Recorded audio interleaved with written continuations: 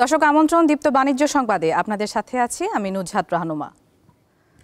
দেশে মাথাপিছু আয় $42 বেড়ে $2,593 দাঁড়িয়েছে। বিশ্বব্যাংকের হালনাগাদ প্রতিবেদনে এ তথ্য উঠে এসেছে। সংস্থার সবশেষ তথ্য অনুযায়ী $2,593 মাথাপিছু আয় নিয়ে এশিয়ার 20টি দরিদ্র দেশের তালিকায় 12তম অবস্থানে আছে বাংলাদেশ। যদিও বিগত সময়ে ভুয়া তথ্যের মাধ্যমে আওয়ামী সরকার মাথাপিছু আয় প্রায় $3,000 দেখায়। আন্তর্জাতিক আর্থিক সংস্থাটির হালনাগাদ প্রতিবেদন অনুযায়ী বর্তমানে প্রতিবেশী ভারতের মাথাপিছু আয় বাংলাদেশের চেয়ে মাত্র $100 বেশি। এছাড়া শ্রীলঙ্কার মাথাপিছু আয় বাংলাদেশের তুলনায় প্রায় $2,000 বেশি। তালিকায় 8ম স্থানে থাকা পাকিস্তানের মাথাপিছু আয় বাংলাদেশের চেয়ে প্রায় $1,000 কম। এশিয়ার সবচেয়ে কম মাথাপিছু আয়ের দেশ আফগানিস্তান, মাত্র $413। চলতি বছরের মধ্যে রেকর্ড প্রায় 1,400 কোটি টাকার লেনদেন আর সূচকের তেজি ভাবের মধ্যেই সপ্তাহ পার করল দেশের প্রধান পুঁজিবাজার ঢাকা স্টক এক্সচেঞ্জ।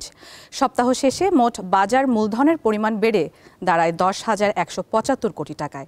এদিকে ডিএসই ব্রোকারেজ অ্যাসোসিয়েশন জানিয়েছে আগামী মাসেই বিএসইসি মার্জিন বিধিমালা 2025 চূড়ান্ত হবে। দেশের প্রধান পুঁজিবাজার ঢাকা স্টক এক্সচেঞ্জে প্রথম কার্যদিবসে 1,296 কোটি টাকা লেনদেন দিয়ে শুরু হলেও সপ্তাহের শেষ দিনে গিয়ে তা হয় 1,338 কোটি টাকা। ফলে সপ্তাহ শেষে গড় লেনদেন গিয়ে থাকে 1,298 কোটি টাকায়। এছাড়া সপ্তাহ শেষে মোট বাজার মূলধনের পরিমাণ বেড়ে দাঁড়ায় 9,436 কোটি টাকা। এছাড়া সপ্তাহের শেষ দিনে ঢাকা স্টক এক্সচেঞ্জ ডিএসসির এক্স সূচক 17 পয়েন্ট কমে মোট সূচকের পরিমাণ দাঁড়ায় 5,614 পয়েন্টে। এই সপ্তাহ পুরোটাই আপ ট্রেন্ডে, পজিটিভ ট্রেন্ডে ছিল। প্রতিদিনই 20, 30, 40, 50, 60, 70 করে পয়েন্ট বাড়লো। এই সপ্তাহটা পুরোই ভালো গেল বিনিয়োগকারীদের জন্য। চলতি সপ্তাহটা বিনিয়োগকারীদের জন্য অত্যন্ত সুন্দর একটা সপ্তাহ গেছে। প্রতিটা শেয়ারের দাম আপ হয়েছে। সব মিলিয়ে ঢাকা শেয়ার বাজারে লেনদেনের ধারাকে ইতিবাচক হিসেবেই দেখছে ব্রোকারেজ হাউসগুলো। আমরা প্রত্যেক সপ্তাহে দেখতে পাচ্ছি যে ইনক্রিজ অফ ট্রেড টার্নওভার বা মানি ফ্লো ইনক্রিজ আমরা যেটাকে বলি, এটা কিন্তু মিন করে যে নতুন নতুন ইনভেস্টররা মার্কেটে আসছে। ওভারঅল যদি বলি মোটামুটি 75 to 80% অফ দ্য স্টকস কিন্তু এবার নেট গেইন পজিশনে আছে এই সপ্তাহে। সো অবশ্যই ইনভেস্টররা কিন্তু আশা করি খুব হ্যাপি থাকবেন। এদিকে বাজারের ইতিবাচক ধারা ধরে রাখতে সংস্কার সহ বাজার উন্নয়নের নানামুখী পদক্ষেপের কথা জানালো ডিএসসি ব্রোকারেজ অ্যাসোসিয়েশন। আমাদের এখানে সবচেয়ে বড় সমস্যা যেটা one of the main problems, সেটা হচ্ছে মার্জিন ল্যান্ডিং। সেটার যে আপনার রুলস রেগুলেশনটা সেটা চেঞ্জ করা হচ্ছে, সেটাকে আপনার আপ টু ডেট করা হচ্ছে এবং সেখানে বিনিয়োগকারীদের সুরক্ষা করা হচ্ছে। সেটা হয়তো চলে আসবে within a month or so. এদিকে শেয়ার বাজারে নতুন নতুন দেশি বিদেশি বিনিয়োগ আনার চেষ্টা চলছে বলে জানিয়েছেন বাজার সংশ্লিষ্টরা। শাহরিয়ার ইমন, দীপ্ত সংবাদ, ঢাকা। আন্তর্জাতিক বাজারে অপরিশোধিত জ্বালানি তেলের দাম প্রায় অপরিবর্তিত রয়েছে। আজ যুক্তরাষ্ট্রে ব্যারেল প্রতি অপরিশোধিত জ্বালানি তেল বিক্রি হচ্ছে 61.87 মার্কিন ডলারে। এছাড়া ওপেক বাস্কেটে বিক্রি হচ্ছে 71.32 মার্কিন ডলারে। ভারতে এই মূল্য 70.71 এবং দুবাইতে বিক্রি হচ্ছে 69.51 মার্কিন ডলারে। পবিত্র ঈদে মিলাদুন্নবী উপলক্ষে আজ দেশের অন্যতম বৃহৎ বিলাপন স্থলবন্দর দিয়ে আমদানি রপ্তানি কার্যক্রম বন্ধ রয়েছে।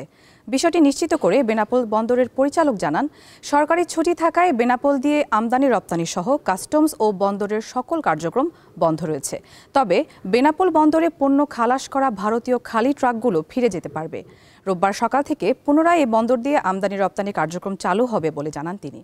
বেনাপোল চেকপোস্ট ইমিগ্রেশন পুলিশের ভারপ্রাপ্ত কর্মকর্তা জানান, ঈদে মিলাদুন্নবীর ছুটিতে বন্দরে আমদানি রপ্তানি বন্ধ থাকলেও দুই দেশের মধ্যে স্বাভাবিক রয়েছে পাসপোর্টধারী যাত্রী যাতায়াত। যশোরের বেনাপোল স্থলবন্দর দিয়ে ভারতে পাবদা মাছের রপ্তানি বেড়েছে, তবে এর বিপরীতে সে দেশ থেকে কার্প ও সামুদ্রিক মাছের আমদানি কমেছে। স্থানীয় মৎস্য বিভাগের তথ্য অনুযায়ী সর্বশেষ 2024-25 অর্থ বছরে যশোরের বেনাপোল স্থলবন্দর দিয়ে মোট 1,37,42,690 কেজি মাছ ভারতে রপ্তানি হয়। এর রপ্তানি মূল্য ছিল 3,83,48,975 মার্কিন ডলার। এর মধ্যে সবচেয়ে বেশি রপ্তানি হয়েছে পাবদা মাছ, যা মোট রপ্তানির 88%। সার্বিক মাছ রপ্তানিতে ইলিশের অংশ ছিল প্রায় 4%। বিপরীতে 2024-25 অর্থ বছরে ভারত থেকে মাছ আমদানি হয় 1,71,18,702 কেজি। এর আমদানি মূল্য $76,63,690।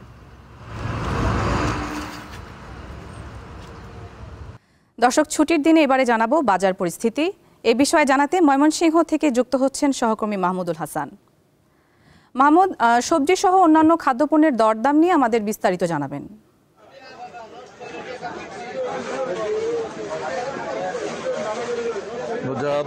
ময়মনসিংহের যারা সাধারণ ক্রেতা রয়েছে তাদের মধ্যে গত এক মাস যাবৎ নিত্য প্রয়োজনীয় পণ্য কিনতে গিয়ে তাদের কিন্তু নাভিশ্বাস উঠছে।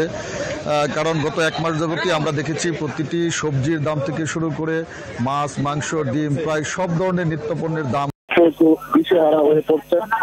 আমি এই মুহূর্তে আছি ময়মনসিংহ নগরীর সবচেয়ে বড় যে কাঁচা বাজারটি রয়েছে মেচুয়া বাজার। সেই বাজারে আমরা যেটি দেখতে পেয়েছি এসে যে কোনো ধরনের সবজির দাম কিন্তু 80 টাকার নিচে নেই। 80, 90, 100 টাকা, অর্থাৎ শীতকালীন যে আগাম সবজিগুলো রয়েছে সেই সবজিগুলোর দাম কিন্তু আরো বেশি। আসলে আমরা যেটি জেনেছি যে এখানে যে শীতকালীন যে সবজিগুলো রয়েছে সিম, বরবটি বা অন্য যে সবজিগুলো রয়েছে সেগুলোর দাম প্রায় 200 টাকা কেজি, 180 টাকা কেজি সেরকম বিক্রি হচ্ছে। এছাড়াও যে পটল, গাজর সহ অন্য যে সবজিগুলো রয়েছে সেগুলোর দামও কিন্তু 100 টাকার উপরে, সবগুলোই 100 টাকার উপরে। কি কারণে এই সবজির দাম প্রতিনিয়ত বেড়ে চলছে? শুধু সবজি না, পাশাপাশি আমরা যেটি জেনেছি যে ব্রয়লার মুরগি, কক মুরগি, মাছ, ডিম সেগুলোর দামও কিন্তু বেড়েছে। আজকে ব্রয়লার মুরগি বিক্রি হচ্ছে 165 টাকা থেকে 170 টাকা কেজি করে, এবং সোনালী কক যেটি সেটি 280 টাকা কেজি দরে বিক্রি হচ্ছে। কক যেটি সেটি 280 টাকা কেজি দরে বিক্রি হচ্ছে। দেশি মুরগি 600 টাকার উপরে বিক্রি হচ্ছে। এছাড়াও যে ডিম 45 টাকা হালি বিক্রি হচ্ছে। অর্থাৎ প্রত্যেকটি পণ্যের দামই কিন্তু সাধারণ ক্রেতা যারা রয়েছে তাদের নাগালের বাইরে চলে যাচ্ছে। যারা শ্রমজীবী আয়ের মানুষ রয়েছে তারা যেটি বলছেন যে আসলে এই যে এত বাড়তি দামের সবজি সেটি আসলে তারা বহন করতে পারছেন না, এবং তারা বলছেন যে সরকার এটি সুষ্ঠু নজরদারি যাতে নিয়ে আসে। আমরা ব্যবসায়ীদের সাথে কথা বলেছিলাম, তারা যেটি বলছেন যে আসলে সবজির সরবরাহ সেটি কিন্তু কম। তারা বলছেন যে কৃষক বৃষ্টির কারণে অনেক ফসল নষ্ট হয়ে গেছে, বিশেষ করে সবজি যেগুলো সেগুলো নষ্ট হয়ে গেছে। এই জন্য আসলে পণ্যের দাম তাদের বেশি দামে কিনতে হচ্ছে, এজন্যই তারা বেশি দামে বিক্রি করছেন। তবে আমরা এই বিষয়ে কয়েকজন চাষির সাথেও কথা বলেছিলাম। তারা বলছেন যে আসলে অন্যান্য সময়ের তুলনায় তারা দাম বাড়তি পাচ্ছেন, কিন্তু বাজারে যে দামে বিক্রি হচ্ছে তার চেয়ে কিন্তু অনেক কম দামে তাদের পণ্যগুলো বিক্রি করতে হচ্ছে। কিন্তু বাজারে আসলে কয়েকটি হাত বদলের কারণে দাম বাড়ছে বলে আমাদেরকে তারা জানিয়েছেন। সাধারণ ক্রেতা যারা বলছেন যে আসলে এখন এমন একটি সময় যাচ্ছে যে তাদের আয়ের যে পরিমাণ সেটিও কিন্তু কমে যাচ্ছে। অনেক মানুষ কিন্তু কর্মহীন এবং বেকার হয়ে পড়ছেন, যেহেতু দেশে একটি রাজনৈতিক অস্থিতিশীলতা বিরাজ করছে। সেজন্য আসলে নতুন কোনো কর্মসংস্থানের সৃষ্টি হচ্ছে না, এবং সেজন্য তারা অনেকটা অর্থকষ্টের মধ্যে আছেন। সেই সাথে এই যে নিত্যপণ্যের দাম সেটি আসলে মরার উপরে খড়ার গার মতো তাদের কাছে মনে হচ্ছে।